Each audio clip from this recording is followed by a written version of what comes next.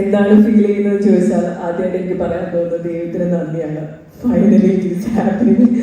കുറേ നാളുകളുടെ കാത്തിരിപ്പിന് ശേഷം പടം ഡിസംബർ 6 റിലീസ് ചെയ്യാണ്. ഞാൻ എൻ്റെ ഹൃദയത്തോടെ ഏറ്റവും ചേർത്ത് വെച്ചിരിക്കുന്ന ഒരു സിനിമ തന്നെയാണ് റേച്ചൽ.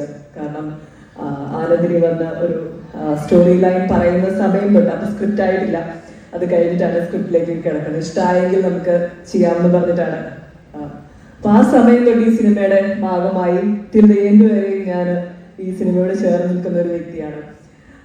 ഈ ഒരു കഥാപാത്രം എനിക്ക് തോന്നുന്നു 10-20 വർഷമായി ഇപ്പം ഇൻഡസ്ട്രിയിൽ. അതിന്റെ കാരണഭൂതനാണ് അവിടെ ഇരിക്കുന്നത് വിനയ് സാറ്. അദ്ദേഹമാണ് സിനിമയിലേക്ക് കൈപിടിച്ചു കൊണ്ടുവരുന്നത്. ലാൽ ജോസ് സാറ് എല്ലാവരുടെയും മുമ്പിൽ നിന്ന് സംസാരിക്കുന്നതിന് വലിയ സന്തോഷമുണ്ട്. എനിക്ക് തോന്നുന്നു വിനയ് സാറിന്റെ മനസ്സിൽ ഇപ്പൊ പോകുന്ന ഇതിലെങ്കിലും ഇവിടെ രക്ഷപ്പെടുമായിരിക്കും എന്നാണ്. നമുക്ക് നോക്കാം. പക്ഷെ അത്രയും നല്ലൊരു കഥാപാത്രമാണ് എനിക്ക് ആനന്ദിന് തന്നിരിക്കുന്നത്. ആൻഡ് ഹോൾ ക്രൂ, നമ്മുടെ ടെക്നീഷ്യൻസ് ആയാലും മറ്റു ആർട്ടിസ്റ്റുകൾ നിൽക്കുന്ന എല്ലാ ആക്ടേഴ്സ് ആയാലും ഭയങ്കര രസമായിട്ട് ചെയ്തിട്ടുണ്ട്.